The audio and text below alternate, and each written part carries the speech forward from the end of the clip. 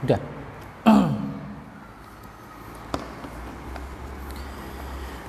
Bismillahirrahmanirrahim. Assalamualaikum warahmatullahi wabarakatuh.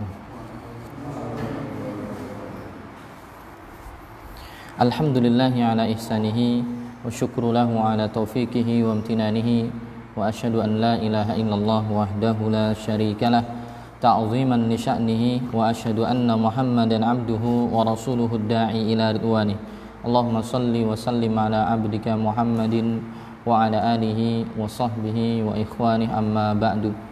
Allahumma 'allimna ma yanfa'una wanfa'na bima 'allamtana wa zidna ilman ya rabbal alamin. Kaum muslimin yang dirahmati oleh Allah Subhanahu wa taala, saudara-saudariku yang saya muliakan, puji syukur kepada Allah tidak lupa untuk senantiasa kita panjatkan. Pada kesempatan di sore hari ini menjelang maghrib, kita berjumpa lagi pada pertemuan yang kedua.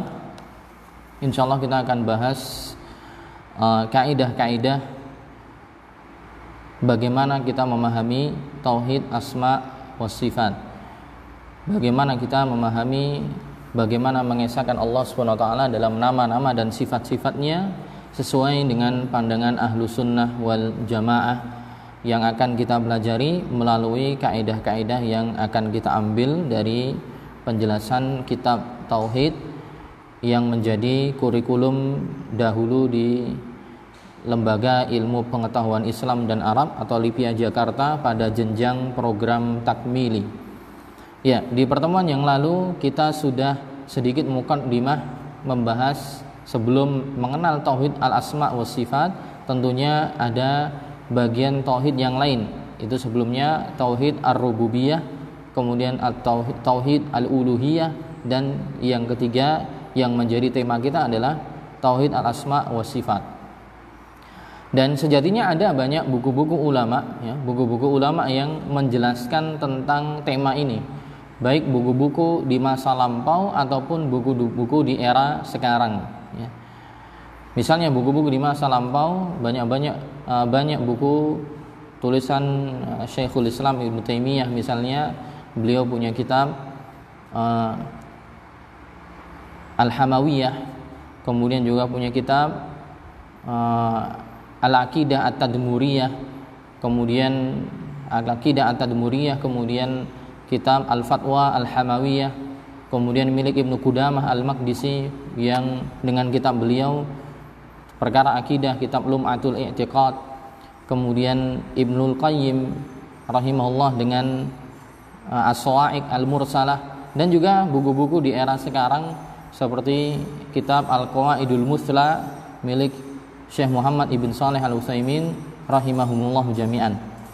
Luas ya kaidah yang berkaitan dengan nama-nama Allah Subhanahu wa taala. Yang pertama, ya, di sini nanti akan ada 6 kaidah berkaitan dengan nama-nama Allah Subhanahu wa taala. Akan disebutkan di sini 6 kaidah. Kaidah pertama, asmaullah taala kulluha husna. Asmaullah taala kulluha husna ay balighatun fil hasan. Yang pertama, bahwa semua nama Allah Subhanahu wa taala itu adalah nama yang indah, alias sangat indah. Dari maknanya yang terkandung, ya, nama-nama Allah yang terkandung dari makna dari nama-nama tersebut semuanya adalah nama-nama yang indah, nama-nama yang baik, nama-nama yang sempurna, tidak ada makna buruknya, tidak ada kekurangannya. Ini kaidah yang pertama, dan ini bersesuaian dengan firman Allah Ta'ala dalam surat Al-A'raf, walillahil asmaul husna fad'uuhu biha. Dan Allah mempunyai nama-nama yang husna, nama-nama yang baik, nama-nama yang indah, maka berdoalah kalian kepada Allah dengan menyebut nama-nama indahnya tersebut. Kenapa dikatakan indah? Li'annaha mutadamminatun li sifatin kamilah la naqsa fiha biwajhin minal wujuh. Karena nama-nama tadi, ya, itu mengandung sifat-sifat yang sempurna, tidak ada kekurangan di dalamnya dari sudut manapun. Allah punya nama As-Sami', Al-Basir, Al-Ghani, ya, Al-Mu'ti, Ini semua nama-nama yang mengandung sifat-sifat yang mulia, yang sempurna, tidak ada aib, tidak ada kekurangan di dalamnya. Maka kaidah yang pertama, kita meyakini bahwa semua nama Allah SWT itu maha indah. Semuanya indah, baik dan tidak ada kekurangan di dalamnya. Kemudian kaidah yang kedua, asma'ullahi a'lamun wa awsaf. Yang kedua adalah nama-nama Allah itu ya, dia sebagai alam.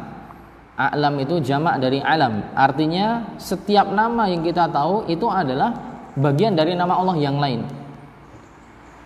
Jadi Allah itu siapa? Allah itu ya Sami', Allah itu ya Basir, Allah itu ya Ghani, Allah itu ya Rahman, Allah itu ya Ar-Rahim.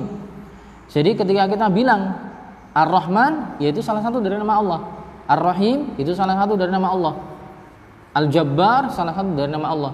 Makanya kemudian nanti ada orang-orang yang diberi nama Abdul Jabbar, hambanya Al-Jabbar. Abdul Mu'ti, hambanya Al-Mu'ti, yang maha memberi. Abdul Wahhab, Abdul Rahman, Abdul Rahim, Abdul Ghafur. Ya, setiap nama tadi itu ditetapkan sebagai alam atau nama khusus untuk Allah SWT. Plus juga ausaf, alias setiap nama yang untuk Allah tadi mengandung sifat khusus dan mengandung makna khusus. Jadi kalau ada nama Allah banyak, itu nama-nama untuk Allah. Plus juga setiap nama tadi mengandung sifat-sifat tertentu yang berbeda dengan yang lain. Maksudnya apa? A'lamun bi'tibari dalalatiha 'ala dzat wa awsafun bi'tibari ma dallat 'alaihi minal ma'ani.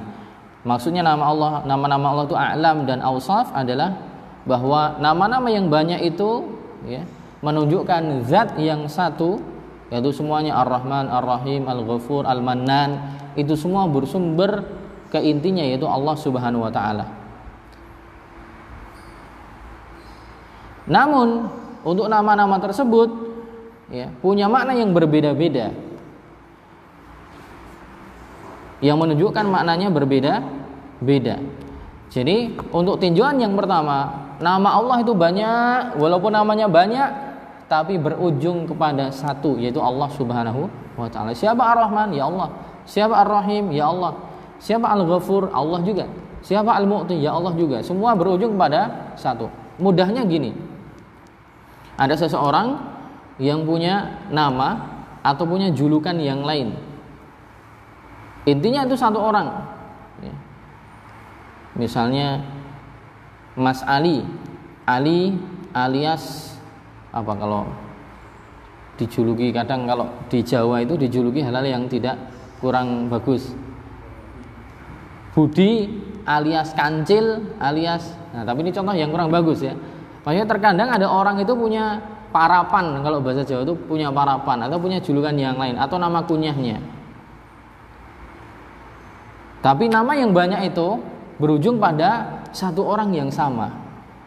Nah, intinya gitu. Jadi Allah punya nama banyak tapi ujungnya kepada zat yang esa, yaitu Allah Subhanahu wa ta'ala. Wa bil i'tibari tsani mutabayyinah. Tapi menurut tinjauan yang kedua, secara makna, nama yang banyak tadi punya makna-makna tersendiri, punya makna-makna tersendiri yang berbeda. Dan itu nanti ada pembahasan sendiri ya, ada buku yang membahas tentang fikih Asmaul Husna, fikih Al-Asma Al-Husna, fikih yang berkaitan dengan nama-nama Allah yang indah. Setiap nama Allah itu dijelaskan maknanya apa, mengandung sifat apa ya, mengandung sifat apa, kemudian nanti makna detailnya gimana, itu ada. Ditulis Syekh Abdul Razak Al-Badr kalau tidak keliru, bukunya Fikih Al-Asma Al-Husna. Jadi walaupun secara garis besar terkadang maknanya sama, tapi nanti ada perbedaan. Misalnya Ar-Rahman, Ar-Rahim, semuanya mengandung makna rahmah. Tapi apakah maknanya secara detail sama? Beda nanti. Yang Maha Memberi, Al-Mu'ti, Al-Wahhab, itu secara global seakan-akan maknanya sama, tapi nanti secara detailnya ada perbedaan, dan itu nanti dibahas di buku tersendiri, ada pembahasan sendiri namanya, di salah satunya buku Fikih Al-Asma Al-Husna. Taib, ada dua kaidah di sini. Kaidah yang pertama, untuk memahami nama-nama Allah, pertama kita yakini bahwa nama-nama Allah itu semuanya indah, tidak ada kekurangan. Yang kedua, nama-nama Allah itu selain dia ditetapkan untuk namanya untuk Allah, plus juga setiap nama mengandung sifat yang berbeda-beda jika dibandingkan yang lain. Dari sisi nama yang banyak berujung kepada zat yang esa, tapi ditinjau dari sisi makna, maka maknanya berbeda-beda. Itu kaidah yang kedua. Kaidah yang ketiga, asma'ullah ta'ala indallat ala wasfin muta'addin tadammanat salasah umur. Yang ketiga, nama Allah jika menunjukkan kepada sifat yang muta'addi alias butuh objek, maka hal itu konsekuensinya menjadi tiga hal. Nama Allah yang mengandung sifat, sifatnya ini membutuhkan objek, sifatnya membutuhkan objek, maka dari sini nama Allah tersebut ada tiga konsekuensi yang harus kita pahami. Nah, ini agak susah bagi yang pernah belajar bahasa Arab, paham ya. Ada namanya dalam pembahasan fiil, kata kerja, ada yang namanya fi'il lazim, ada yang namanya fi'il muta'addi. Bagi yang pernah belajar bahasa Arab, ada pembahasan tentang kata kerja, yaitu fi'il. Dan kata kerja itu ada yang lazim, ada yang muta'addi. Kata kerja yang muta'addi itu adalah kata kerja yang butuh objek, butuh sasaran. Jadi ada fi'ilnya, perbuatannya, ada fa'ilnya, pelakunya, ada maf'ulun bihnya, yaitu objek yang dikenai pekerjaan. Berbeda dengan fi'il lazim. Kalau fi'il lazim itu adalah kata kerja yang tidak butuh objek. Nah, misalnya kata kerja yang butuh objek, makan. Pekerjaannya makan. Pelakunya siapa? Harus butuh. Kemudian ditanya juga yang dimakan apa? Yang dimakan apa? Mendengar. Mendengar pekerjaannya. Pelakunya siapa? Dan yang didengar apa? Nah, butuh objek. Atau yang lain, melihat. Pekerjaannya melihat, pelakunya siapa, yang dilihat apa. Tapi ada fiil-fiil yang lain yang nggak butuh objek, berdiri. Ya udah cuma dua, perbuatan sama pelaku saja. Pergi. Muhammad kemana? Pergi. Udah selesai. Tidak usah misalnya ada kata keterangan dia pergi ke pasar, ke kota, ke toko, itu pelengkap. Tapi misalnya cuma bilang Muhammad pergi, itu sudah sempurna. Nah, kembali ke masalah ini, kaidah ketiga, nama-nama Allah yang mengandung sifat yang muta'addi, maka itu mencakup atau konsekuensinya ada tiga hal. Pertama, konsekuensinya adalah menetapkan nama itu untuk nama Allah. Yang kedua, menetapkan sifat yang terkandung dari nama tersebut. Yang ketiga, menetapkan konsekuensi dari sifat itu. Saya kasih contoh.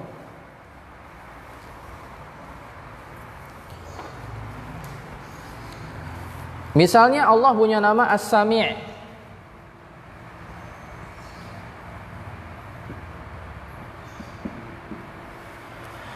Maka ini akan ada tiga konsekuensi. Pertama, menetapkan As-Sami' sebagai nama Allah.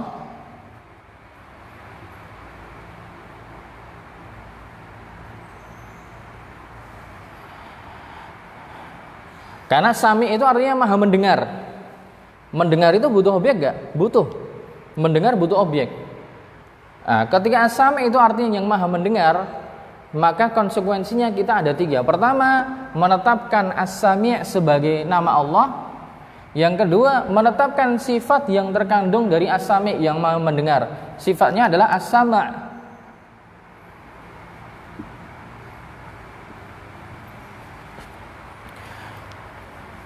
Menetapkan nama Allah As-Sami', kemudian Allah punya sifat As-Sama', yaitu apa? Punya sifat apa? Mendengar.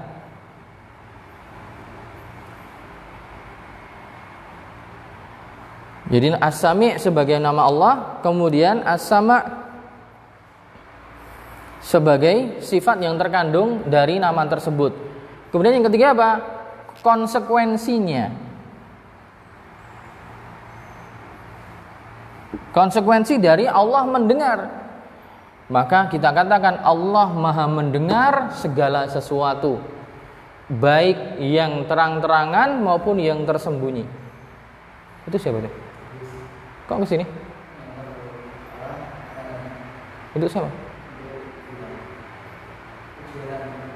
Oh, rumahnya mana dia? Rumahnya? Hah? Walah, deket tuh. Saya ulangi. Kalau nama Allah adalah nama yang mengandung sifat yang butuh objek alias muta'addi, maka ada 3 konsekuensi. Pertama, kita tetapkan As-Sami' sebagai nama Allah, kemudian As-Sama', ya. As-Sama' itu bahasa kita kalau belajar bahasa Arab itu masdarnya gitu. Masdar dari kata sami'a yasma'u, sam'an gitu. Jadi sifatnya Allah namanya As-Sami', punya sifat mendengar. Dan yang ketiga, Allah punya konsekuensi apa? Allah mendengar segala sesuatu.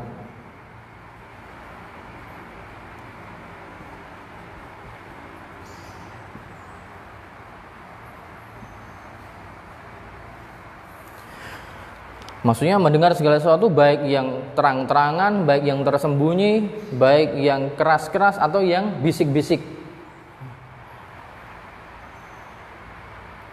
Nah, itu kalau apa? Kalau fiilnya muta'addi. Dan nanti tinggal diberi contoh yang lain.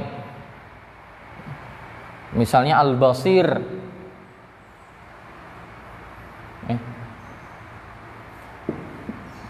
Al-basir, Allah Maha melihat. Al-Basir, Allah Maha melihat. Berarti menetapkan Al-Basir sebagai nama Allah. Yang kedua, Al-Basir, Allah punya sifat penglihatan. Apa sifatnya? Al-Basar. Kemudian konsekuensinya apa? Allah Maha melihat segala apa saja yang ada di alam semesta. Tidak terbatas ruang dan tidak terbatas waktu. Gitu. Dan yang lain, Al-Alim, misalnya Al-Alim.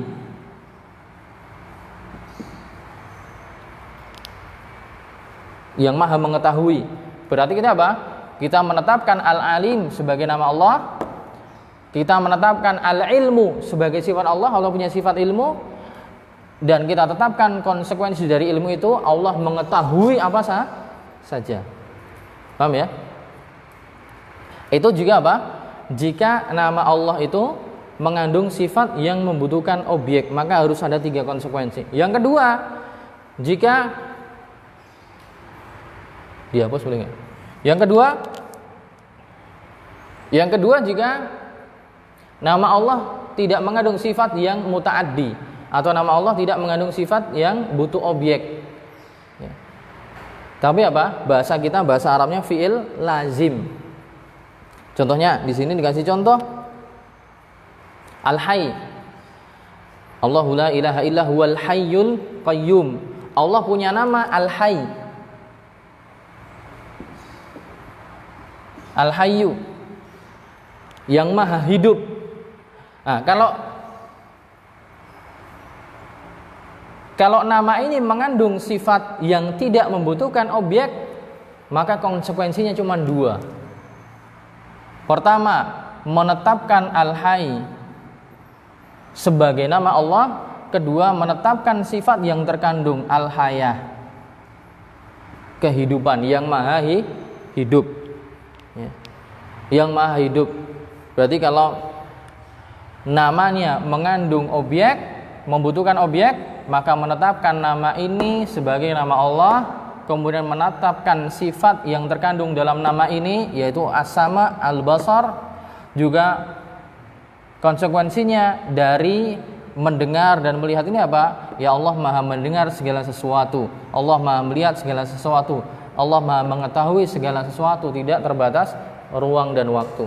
Tapi kalau namanya ya mengandung sifat yang tidak membutuhkan objek, hidup ya misalnya, Allah Maha hidup, ya kita menetapkan Al-Hayy sebagai nama Allah plus makna yang terkandung di dalamnya yaitu Al-Hayah, yaitu kehidupan. Insyaallah dipahami ya. Contoh yang lain apa? Al-Qayyum, ya, Al-Qayyum juga sama, Al-Hayy, Al-Qayyum. Al-Qayyum yang maha berdiri sendiri.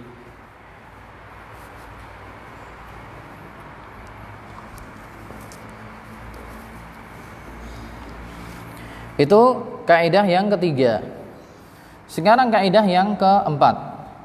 Kaidah yang keempat adalah asmaullahi tauqifiyah la majana lil aqli fiha. Yang keempat adalah nama-nama Allah itu tauqifiyah. Tauqifiyah artinya apa? Kita tidak bisa menetapkan seenak kita. Alias kita berhenti kepada nas Al-Qur'an atau hadis. Tauqif ya, dari kata waqafa artinya berhenti. Kita berhenti kepada nas Al-Qur'an dan hadis yang ada. Al-Qur'an yang dan hadis yang ada menjelaskan ini nama Allah, ini sifat Allah, kita ambil. Tapi kalau tidak ada, maka kita tidak ngomong terlalu jauh dan tidak apa? Tidak boleh memakai akal dalam menetapkan nama-nama dan sifat-sifat Allah. Kenapa? Karena Allah itu gaib. Allah itu gaib. Kita tidak tahu tentang hakikat Allah kecuali Allah sendiri yang cerita, kecuali Allah sendiri yang ngomong atau melalui lisan nabinya. Dan lisan nabi kalau ngomong masalah agama itu wahyu, sama juga sumbernya dari Allah. Maka ketika tidak ada sumber Quran dan hadisnya, maka kita tidak mengada-ada, alias kita mencukupkan dengan apa yang ada dalam Quran dan hadis. Ini namanya tauqifiyah, itu nama-nama Allah itu tauqifiyah. Wa ala hadza fala yasbut. Dari penjelasan ini, maka tidak bisa kita menetapkan nama-nama Allah kecuali yang datang dari Al-Qur'an dan hadis. Wala yuzadu fiha wala yunqas. Tidak boleh ditambah, tidak boleh dikurangi. Li'annal aqla la yumkinuhu idraku ma yastahiquhu Allahu minal asma. Karena kalau kita pakai akal, maka akal kita tidak bisa menjangkau, tidak bisa cocok atau tidak bisa tidak cocok dan juga belum tentu tepat menetapkan nama yang menjadi haknya Allah Subhanahu wa taala. Dan ini Allah sampaikan dalam surat Al-A'raf. Allah mengatakan qul innama harrama rabbiyal fawahisha ma dhahara minha wa ma batan. Wahai Muhammad, katakanlah sesungguhnya Tuhanku ya Allah Subhanahu wa taala mengharamkan perbuatan keji. Mengharamkan perbuatan keji baik yang tampak maupun yang tersembunyi. Wal isma wal baghya bighairil haq. Allah juga mengharamkan perbuatan dosa dan perbuatan melampaui batas tanpa hak atau tanpa kebenaran. Wa an tusyriku billahi ma lam yunazzil bihi sultana. Dan juga Allah mengharamkan adanya perbuatan syirik. Wa an taqulu 'alallahi ma la ta'lamun. Nah, yang terakhir poinnya wa an taqulu 'alallahi ma la ta'lamun. Allah juga mengharamkan ya kalian ngomong-ngomong, kalian berbincang-bincang, kalian mengeluarkan statement ya berkaitan dengan Allah tapi kalian tidak mengetahuinya, alias tidak ada sumbernya. Jadi ada 4 kaidah yang kita bahas. Pertama, nama-nama Allah itu semuanya indah, tidak ada aibnya, tidak ada kekurangannya. Yang kedua, nama-nama Allah itu a'lam wa awsaf, mengandung nama-nama Allah itu sebagai kita tetapkan sebagai nama-nama untuk Allah plus mengandung sifat-sifat yang terkandung dari nama tersebut ya. Dan sesuai realita. Nama Allah itu sesuai realita. Allah Al-Mu'ti, ya Allah Maha memberi, memang Maha memberi. Allah Ar-Razzaq, memang Allah Maha memberi rizki. Jadi sifatnya dengan namanya sinkron, sama. Beda dengan manusia. Kalau manusia terkadang punya sifat yang nama yang bagus, tapi sifatnya kadang beda. Terkadang ada orang dikasih nama Mahmud, ya, yang terpuji, tapi dia tiap hari mendem. Nah, banyak. Ada orang namanya Mahmud misalnya, dia mendem, dia gaple. Nah, jadi gak terpuji lagi. Nah, ini beda. Kalau makhluk seperti itu, namanya atau sifatnya tidak mencerminkan namanya. Kemudian kaidah yang ketiga, nama-nama Allah Subhanahu wa taala jika menunjukkan kepada sifat yang membutuhkan objek, maka kita tetapkan 3 hal. menetapkan nama tersebut As-Sami' misalnya nama Allah, kemudian sifatnya Allah punya sifat As-Sama', mendengar, kemudian konsekuensi ketiga, ketika Allah bisa mendengar, maka Allah pendengarannya berbeda dengan makhluk. Makhluk pendengaran terbatas, Allah pendengarannya tidak terbatas. Sama juga misalnya Al-Basir, Allah Maha melihat, maka kita tetapkan Al-Basir sebagai nama Allah. Allah punya sifat melihat, Al-Basar, kemudian penglihatan Allah berbeda dengan makhluk. Makhluk terbatas, cuman mungkin berapa jauh mata memandang, di depan situ pun kita bisa melihat tapi nggak bisa detail, ya. Tapi beda dengan pandangan Allah. Allah pandangannya ya, tidak terbatas, ya, tidak terbatas. Kemudian kalau nama Allah tadi tidak mengandung sifat yang membutuhkan objek, maka yang ditentukan cuma dua. Nama itu sebagai nama Allah dan sifat yang terkandung. Al-Hayy misalnya, Allah yang maha hidup, maka Al-Hayy itu sebagai nama Allah, maka boleh kita memberi nama orang Abdul Hayy, hamba dari yang maha hidup, boleh. Plus juga kita tetapkan Al-Hayah, Allah punya sifat kehidupan, ya, Allah punya sifat kehidupan, dan kehidupan Allah tentunya ya tidak ada batasnya. Allah adalah sesuatu yang kekal, ya. Kemudian kaidah yang keempat, bahwa nama-nama Allah itu tauqifiyah, alias kita menetapkannya sesuai Quran dan hadis. Kemudian kaidah yang kelima, nama-nama Allah ghairu mahsurah bi'adadin muayyan. Kaidah yang kelima, nama-nama Allah itu tidak terbatas dengan jumlah bilangan tertentu. Nama-nama Allah itu tidak terbatas dengan jumlah bilangan tertentu.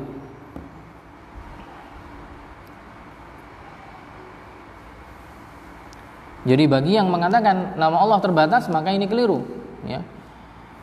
Jadi nama Allah itu tidak terbatas. Ini berdasarkan dengan hadis riwayat Ahmad.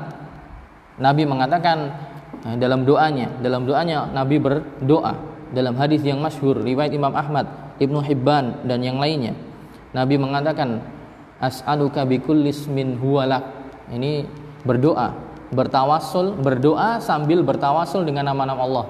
As'aluka bikulli ismin huwalak. Ya Allah, saya meminta kepadamu dengan bertawasul dengan semua nama yang engkau punya.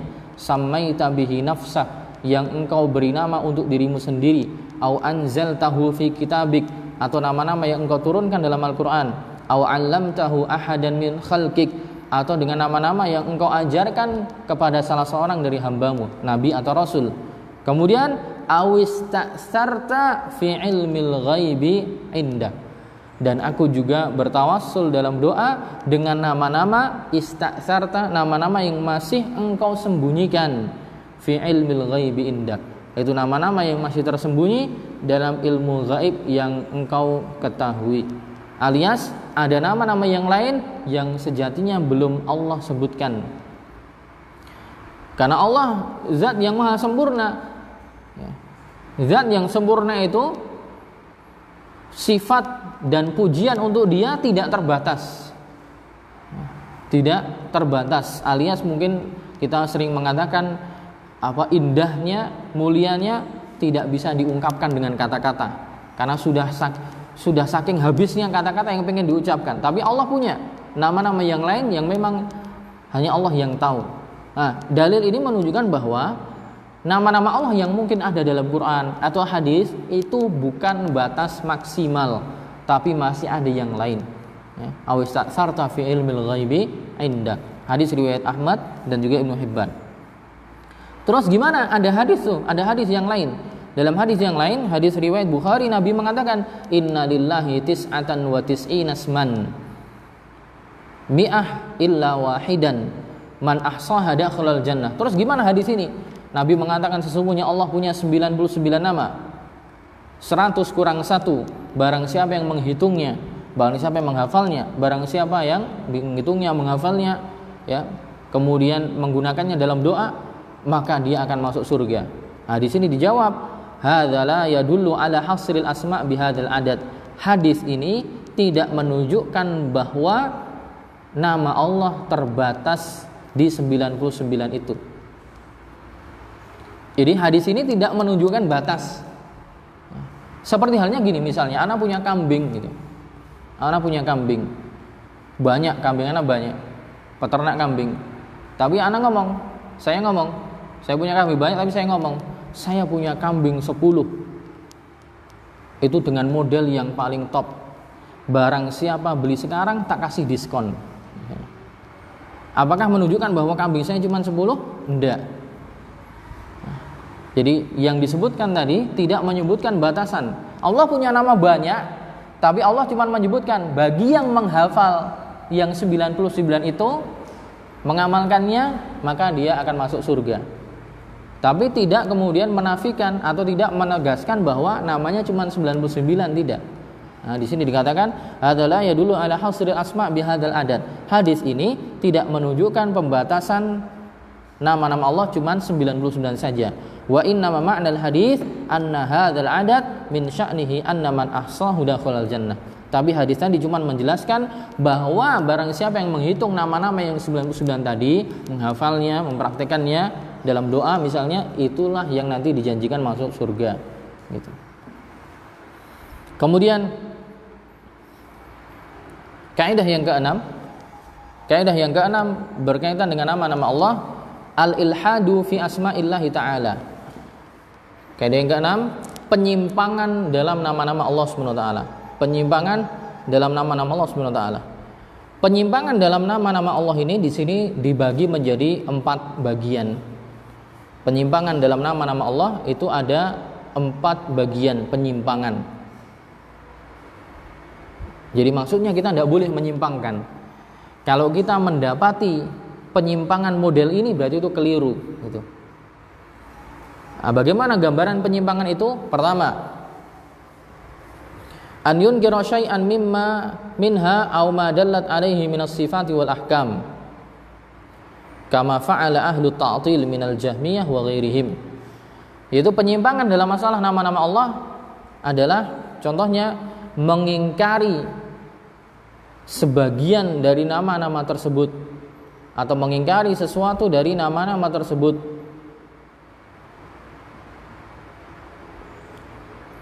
atau mengingkari makna yang terkandung dari nama tersebut.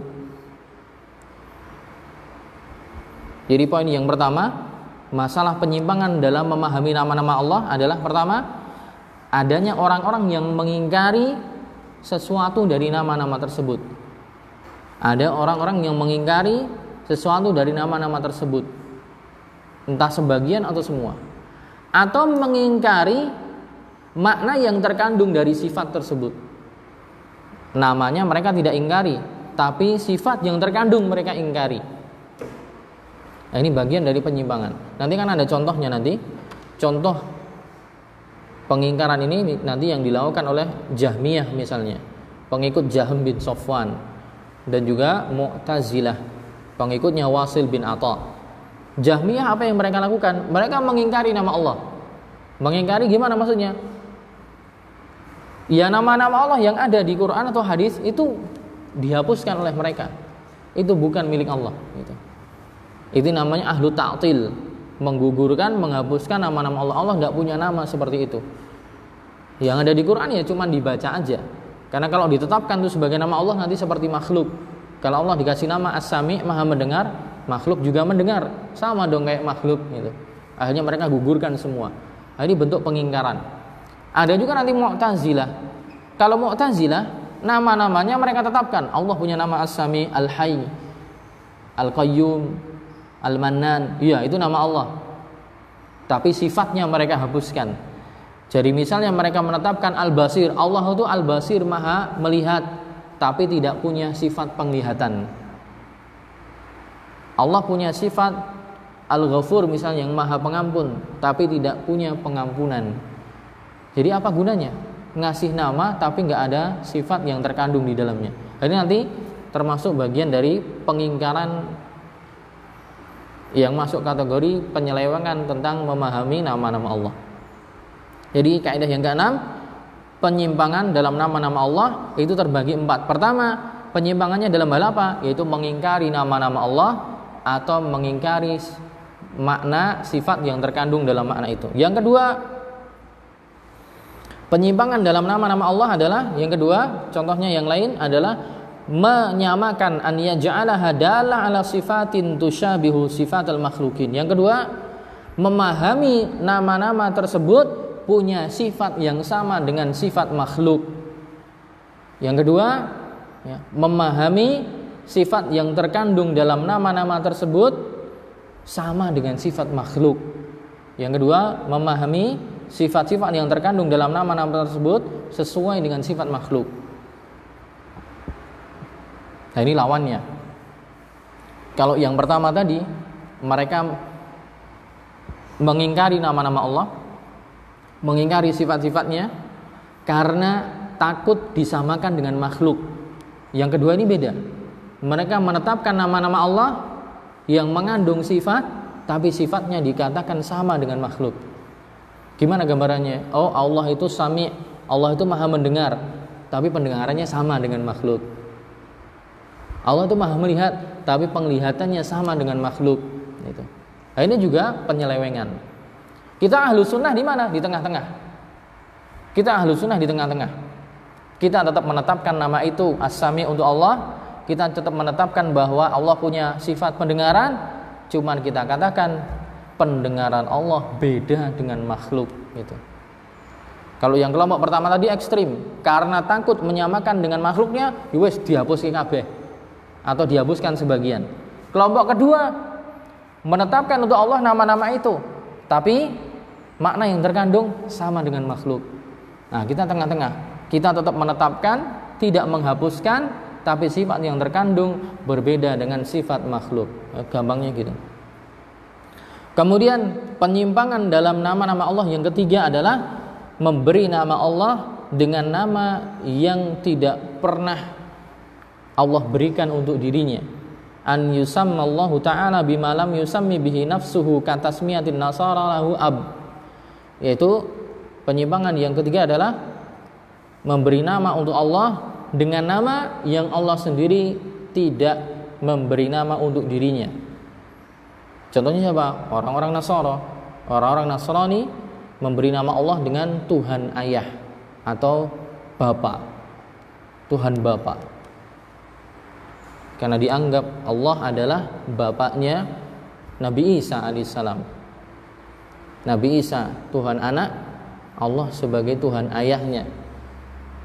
Nah, ini juga penyimpangan, ya. Memberi nama Allah dengan nama yang tidak Allah berikan untuk dirinya sendiri. Itu yang ketiga. Yang keempat, yang terakhir, contoh penyimpangan dalam nama Allah yang terakhir adalah an yashtaqqa min asma'ihi asma'an an yashtaqqa min asma'ihi asma' lil asnam, yaitu memecah atau mengambil cabang dari nama Allah digunakan sebagai nama berhala, yaitu memecah nama Allah kemudian digunakan sebagai nama berhala-berhala atau sesembahan-sesembahan yang lain. Nah, ini penyimpangan yang seperti ini ada di zaman Quraisy, ya, orang-orang musyrik Quraisy, yaitu memecah nama Allah, ya, kemudian digunakan, disematkan untuk nama sesembahan selain Allah. Contohnya apa? Contohnya Allah punya nama Al-Aziz, Al-Aziz, yang maha perkasa. Ya, kalau tidak keliru makna yang maha perkasa. Allah punya nama Al-Aziz, digunakan oleh orang-orang musyrik untuk nama berhala. Al-Aziz jadi Al-Uzza, Al-Aziz jadi Al-Uzza. Nama yang lain Ilah. Kata Allah itu dari asal kata ilah, artinya makluh, itu sesuatu yang disembah, zat yang disembah.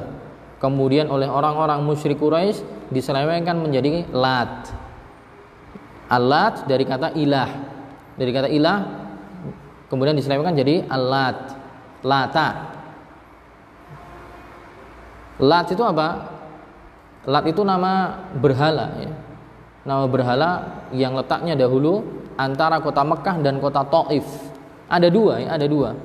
Ada Al-Lat yang akhiran taknya tanpa tasydid, Al-Lat. Ada yang akhirannya pakai tasydid, Al-Lat, yang ada tasydidnya.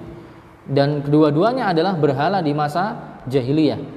Adapun Al-Lat tasydid itu artinya adalah berhala patung yang ada di antara kota Mekah dan Taif di masa lampau. Tapi kalau Al-Lat yang akhirannya taknya ada tasydidnya, itu nama kuburan, ya. Kuburannya orang soleh. Kuburannya orang soleh yang dulu suka apa? Suka membuat adonan roti. Suka membuat adonan roti, dibuat roti, kemudian dimasak, dibagi-bagikan kepada jamaah haji. Orangnya dermawan. Dari kata latta yalutu, artinya mengadon gandum, dibuat roti. Karena orang ini baik, orang ini dermawan, ketika meninggal oleh orang-orang Quraisy kuburannya diagungkan. Sama ketika mereka punya hajat, kebutuhan, pergi ke kuburan. Nah, ini gambaran penyimpangan. Jadi kita ulangi kaidah tentang pertama, nama-nama Allah itu semuanya husna, semuanya indah. Yang kedua, nama-nama Allah itu yang banyak itu disematkan sebagai nama Allah semuanya. Berarti Allah punya Ar-Rahman, Ar-Rahim, itu namanya semua. Dan setiap nama punya sifat-sifat yang terkandung pada setiap nama tersebut berbeda-beda. Kaidah yang ketiga, bahwa nama Allah jika mengandung sifat yang butuh objek, maka nama tersebut punya 3 konsekuensi. Pertama, nama tersebut sebagai nama Allah, As-Sami misalnya. Kemudian yang terkandung sebagai sifatnya, ya, As-Sami, maha mendengar, sifatnya As-Sama, pendengaran. Yang ketiga, konsekuensi dari sifat itu Allah mendengar pendengaran yang tidak seperti manusia. Yang kedua, jika nama Allah itu tidak mengandung sifat yang butuh objek, contohnya Al-Hayy, Allah yang maha hidup, maka ditetapkan cuma 2 saja, Al-Hayy sebagai nama Allah, kemudian Al-Hayah sifat kehidupan untuk Allah Subhanahu wa taala. Kemudian kaidah yang keempat, nama Allah itu tauqifiyah, alias kita tetapkan sesuai dengan Quran dan hadis yang ada. Tidak ada, ya, peran akal di situ. Akal tidak punya peran untuk menetapkan Allah punya nama ini. Ya, karena kita tidak mengetahui hakikat Allah seperti apa, gaib. Kemudian kaidah yang kelima, nama Allah itu tidak terbatas jumlahnya cuman 99, tapi lebih dari itu. Kemudian yang keenam, kaidah yang keenam berkaitan dengan apa namanya? Penyimpangan. Penyimpangan dalam nama-nama Allah ada banyak. Ada penyimpangan dalam artian menolak nama Allah, atau penyimpangan menolak sifat yang terkandung dalam nama Allah. Itu yang dilakukan oleh Jahmiyah dan Mu'tazilah. Penyimpangan yang kedua yaitu menetapkan nama Allah tapi menyamakan sifatnya dengan sifat makhluk. Penyimpangan yang ketiga, memberi nama Allah tapi Allah berikan untuk dirinya, seperti orang Nasrani yang menyebutkan Allah dengan Tuhan Ayah. Penyimpangan yang keempat, memecah nama Allah kemudian digunakan untuk nama-nama berhala, nama-nama sesembahan atau nama yang lain, ya. Seperti orang jahiliyah memecah nama Al-Aziz menjadi Uzza, nama Ilah menjadi Lat. Nah, itu beberapa kaidah yang berkenaan dengan nama-nama Allah Subhanahu wa taala. Lanjut gak ini? Ya?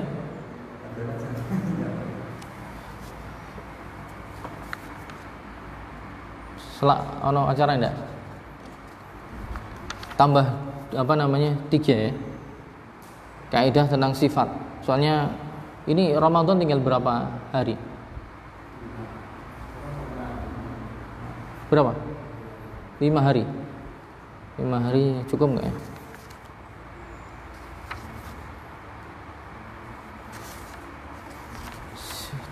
Lima hari benar.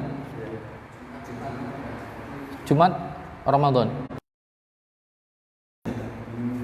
1 2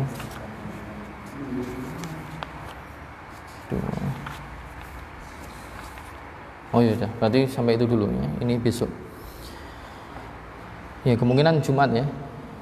Ya mungkin itu dulu. Insyaallah di pertemuan besok kita masuk ke kaidah tentang sifat-sifat Allah. Ini kaidah tentang nama-nama Allah, ada 6 kaidah. Besok tentang kaidah tentang sifat-sifat Allah ada 7 kaidah. Mungkin itu dulu. Kita cukupkan sekian. Subhanakallahumma bihamdika asyhadu an la ilaha illa anta astaghfiruka wa atubu ilaik. Assalamualaikum warahmatullahi wabarakatuh.